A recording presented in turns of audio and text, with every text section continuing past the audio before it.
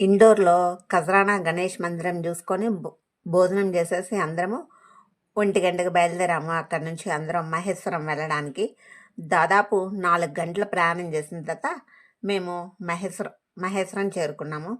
మేము వెహికల్ ఉజ్జయిని నుండి ఓంకారేశ్వర్ డ్రాప్ చేయడానికి మాట్లాడుకున్నాం. మధ్యలో ఇండోర్ మహేశ్వరం చూపెట్టేసి అక్కడే తీసుకెళ్ళాలని 5 గంటలకు మహేశ్వరం చేరుకున్నాము.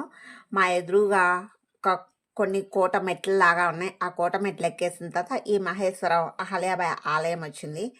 ఈ ఆలయము నేను ఎప్పటి నుండో చూడాలని అనుకున్నాను.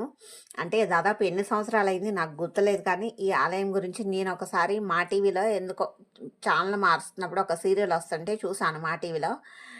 అది డబ్బింగ్ సీరియల్ కాలభైరవ రహస్యం అని వస్తుంది. అందులో ఈ కోటను ఈ టెంపుల్ ఉంది. ఎంత నచ్చింది అంటే అంత నచ్చింది. ఆ పేరు గుర్తుపెట్టుకొని నేను గూగుల్‌లో సెర్చ్ చేశాననమాట. అసలు అది ప్లేస్ నిజంగా ఉందా అని. నది ఒడ్డున ఆలయము నాకైతే చాలా బాగా నచ్చిందది. చూస్తే అది మహేశ్వరం అని చూపెట్టింది. మధ్యప్రదేశ్‌లో ఉన్న మహేశ్వరం అని చూపెట్టింది. ఆ సీరియల్‌లో అయితే చాలా బాగా చూపిచ్చారు ఈ గుడిని.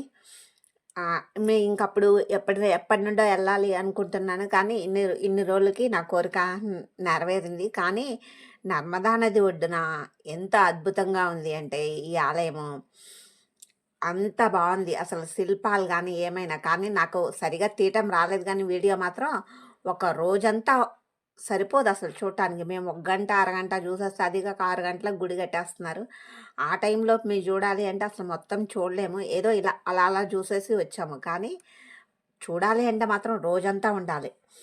ఈ మహేశ్వరం అహల్యాబాయి ఆలయము మధ్యప్రదేశ్లోని మహేశ్వర కోట ప్రాంగణంలో నర్మదా నది ఒడ్డున ఉన్న ఒక ప్రసిద్ధమైన శివాలయము. ఈ ఆలయాన్ని రాణి అహల్యాబాయి హోల్కర్ 18వ శతాబ్దంలో నిర్మించారు.